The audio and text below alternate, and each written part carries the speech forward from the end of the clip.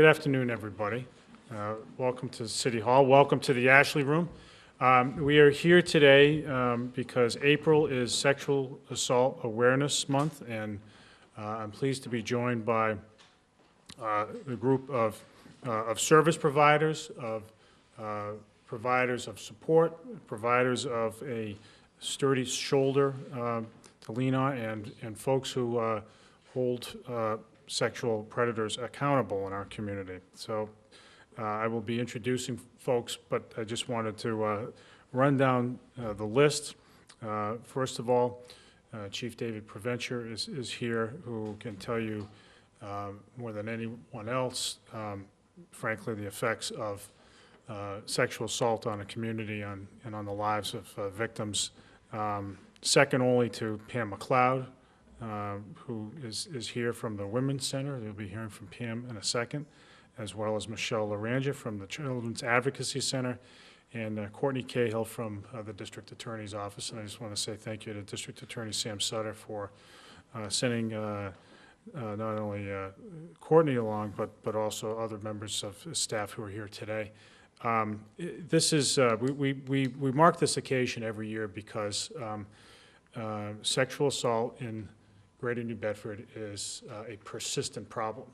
It is a persistent problem that has an effect on the quality of life of the community generally, but more importantly, something that afflicts far too many people, that strikes far too many people in our community. And this is an occasion when we let everybody know that we're going to continue to redouble our efforts to combat the scourge of sexual assault in our community. It's not just women, it's children, it's even men. There are 1 in 4 girls and 1 in 6 boys are sexually abused before the age of 18. Those are startling numbers, and they have lifelong effects. And I'm sure most of you at some point have come across or know, have friends or family members who've been victims, and it is among the worst traumas that anybody can suffer.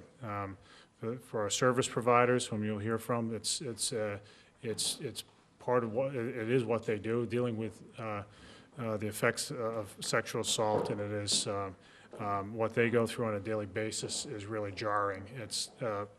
So we are here today to let everybody know that New Bedford is continuing to fight the fight and joining the larger national fight against sexual assault. And I just want to say thank you to all the service providers. What's different here in New Bedford is that we have a tremendous service provider network, a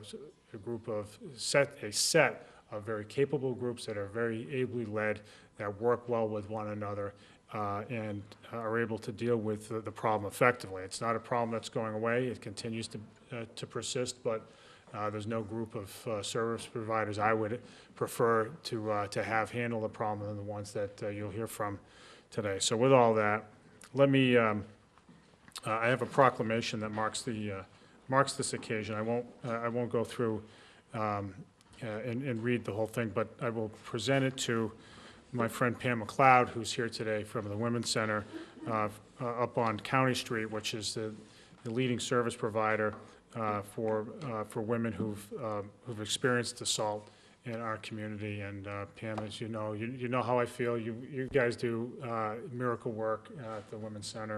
I want to take this yet another occasion to say thank you for that, and I have the proclamation, which I will leave up here for you, if you would say a few words. Thank you. I always have to move the microphone after you've been here. That's a routine we have. And Michelle's going to have to get up here and put it up to the ceiling again.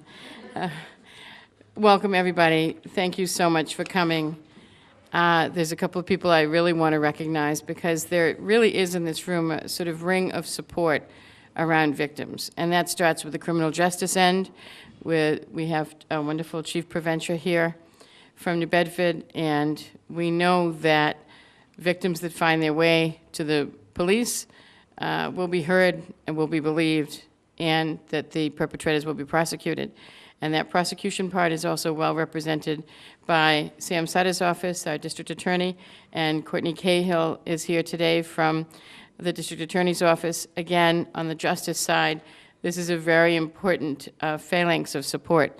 The Children's Advocacy Center also takes part in that for the young victims, because they can go to the Children's Advocacy Center and have one stop where they can go and be heard and tell their story once instead of a ton of times, and then justice can happen for those victims. The healing part happens at the Women's Center, and we're very proud of that. We're proud that we have a wonderful child trauma program that sees young victims, and that we see victims of all ages, from the cradle to the grave, we say, really. We see elderly victims as well as very young victims, and we do serve men as well as women. We're called the Women's Center. That's how we started. We started in the 70s as part of the women's movement, really. But we serve men at the Women's Center as well, who are victims of both domestic violence and sexual assault. And before I say more, I would like to bring up Courtney Cahill from the DA's office to say a couple of words on behalf of Sam Sutter and the office. Thank you. We can stay it short with the microphone right now. I would just like to say it's my honor to be here today to speak for District Attorney Sutter, and thank the mayor for the proclamation today for the Sexual Assault and Child Abuse Prevention Month. The DA, as you all know, is dedicated to the prosecution and prevention of these cases. We have numerous reports of sexual assault and child abuse to the DA's office here, not only in New Bedford, but across the county and across Massachusetts and the nation. Through his dedication to these cases, we have what is called the Special Victims Unit, where all of our sexual assault and child abuse cases are reviewed, investigated, and prosecuted. Sylvia Rudman, who couldn't be here today, does an amazing job running this Special Victims Unit and working closely with the Child Advocacy Center and all of the leaders and players here today. As many of you know, District Attorney Sutter has dedicated especially trained prosecutors and advocates to handle these cases and work closely with all the team members so that we can put together a comprehensive investigation and prosecution of these cases. It's important not only to prosecute these cases, but work closely with our partners at the Women's Center, because that is where our victims become survivors. So I want to thank you and all of the work that you and your staff do and all of the work at the CAC for helping our victims, the ones that come to the police and the DA's office as victims, but as they walk out your doors, they're survivors. So I want to thank you for that. And congratulations to all of you that are here today and work in the field. We know it's not a very easy job, but the district attorney thanks all of you for your commitment and hard work to this issue. Thank you.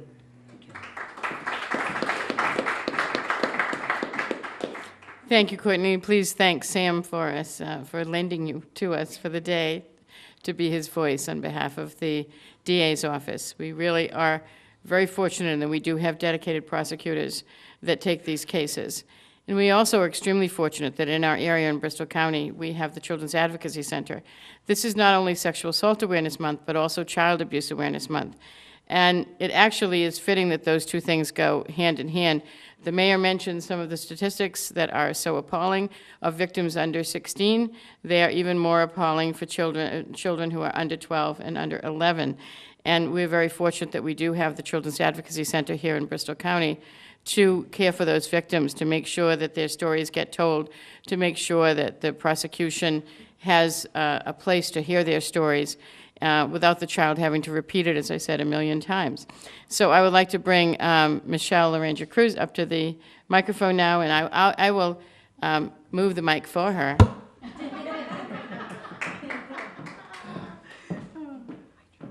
Thanks, Pamela. Even a little, that's right, that's right. So thank you, everyone here. This is really a perfect way of saying the adage, it takes a village. And so Mayor Mitchell, Pamela, Courtney, DA Sutter's office, and all of the folks here that are supporting victims of child abuse and victims of sexual assault. It's my pleasure to be here to represent the Children's Advocacy Center. We stand here each April to bring awareness to this issue, but we know too well at the Children's Advocacy Center that it exists 12 months of the year. In the 6.5 short years that the center has been around, we have realized a 59% increase in our services to child victims of abuse and their families. The national statistics are staggering, and the more than 2,550 cases served at the Children's Advocacy Center, despite our good work in coordinating the investigation and creating one-stop shopping for those way too many cases, we're really passionate about prevention, and today's opportunity to educate folks about child abuse, but particularly child sexual abuse, is so important, so I can't thank you enough, Mayor Mitchell. Child sexual abuse are three words that are very, very difficult to hear together, and it's even harder to think and conceptualize that an adult would commit such a heinous act. National headlines, as well as our numbers at the CAC, tell us that this issue is not going away. Child safety is the job of an adult. Teaching children how to keep themselves safe from abuse is important for them to learn, but there's no substitute for the responsibility that we have as adults. Mandated reporting laws in Massachusetts help insofar as that the adults take responsibility and the action needed to report the abuse. We should be troubled as a community to know that non-reporting and non-action from adults continues to happen. Let us know that child abuse is preventable, so we need to learn the facts and the realities about sexual abuse and child sexual abuse. We need to talk about it, and we need to educate ourselves, because education and awareness are the first steps to prevention. So please take action and support the children in New Bedford. New Bedford was our highest recipient of cases for the first 5 years of existence. They are now second in line, but our work is not done. So I just want to leave you with a saying from Fred Rogers. We live in a world in which we need to share responsibility. It's easy to say it's not my child, not my community, not my world, and not my problem. Then there are those who see the need and respond, and I consider those people my heroes. And I say to all of you here today, sharing in this wonderful proclamation, you are the children of New Bedford's heroes. Thank you. Thanks, Michelle.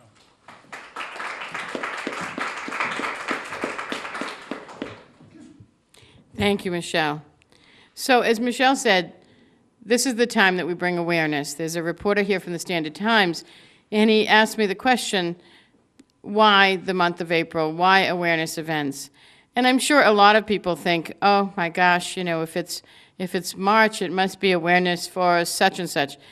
I guess it does get tiring sometimes. There's Domestic Violence Awareness Month, there's Breast Cancer Awareness Month, there's Child Abuse Awareness Month, and Sexual Assault Awareness Month. But let's remember that there's a reason for that. These awareness months are times that we turn our eyes to the problem, and most importantly, that we lend our voice to the problem.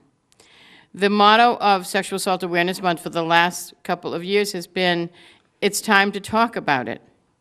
And it's time, because of these appalling statistics that we see in our own communities, it's past time to talk about it. And why do we need to? Because this is one of those things that thrives in silence. Violence and abuse feed on silence. If we maintain that silence, we are perpetrating what the perpetrator has done to the victim. Because perpetrators tell their victims, don't tell. No one will believe you if you tell. I will hurt you if you tell. Adults don't want to hear your story. Even young adults and young high school girls and women that are in college and young men that are in college have heard that message for so many years, not just from perpetrators, but from society by bolstering what the perpetrator tells his victims, that they keep silent. Only 16% of sexual assaults are ever reported. So although we have a wonderful opportunity here with our commitment from our chief of police, our wonderful prosecutions, that our prosecutor's office that go forward and they really put their back into prosecuting these crimes, they don't have an opportunity to prosecute so many of them because the victims hold their silence. We perpetrate that silence by not talking about this. I know, as Michelle said, it is very difficult to talk about child sexual abuse. It's difficult to talk about sexual assault at any age, but we have to do it We have to lend a voice to this problem. We have to break the silence. I've said this before, silence is not golden in this case, not when it comes to abuse and violence. And that is where those things thrive. We need to break that silence. In our communities, the very least you can do this month is wear a pin. The color for Sexual Assault Awareness Month is teal. The color for Child Abuse Awareness Month is light blue, sort of a baby blue. I know they're close, but if you wear both ribbons, people might actually come up to you and say, what are those about? And why are you wearing the ribbon? And then you can talk to them about the importance of talking to their children, of talking to their teenager, of talking to their friends and their neighbors and speaking out in their community so that we know that this can be a community where child abuse, where sexual assault does not thrive. We have the justice is there for these victims through our prosecutor and through our police department. The healing is there through the Women's Center, but we need them to come forward, and the only way they will do that is if you indicate to them, by your speaking about this, that it's okay to speak to you. So let's talk about it. It is time to talk about sexual assault. Thank you, and thank you so much, Mayor. Thank you for being here. Pam, as usual, you said it so well. There's very little for me to add except to encourage everybody to support all these organizations and to communicate and to encourage others to communicate. That is why we have an awareness month or awareness months as we're having right now. Again, it's to remind us all that these are big problems. They haven't gone away, but that we can deal with them if we're willing to open up about them. Thank you, everybody.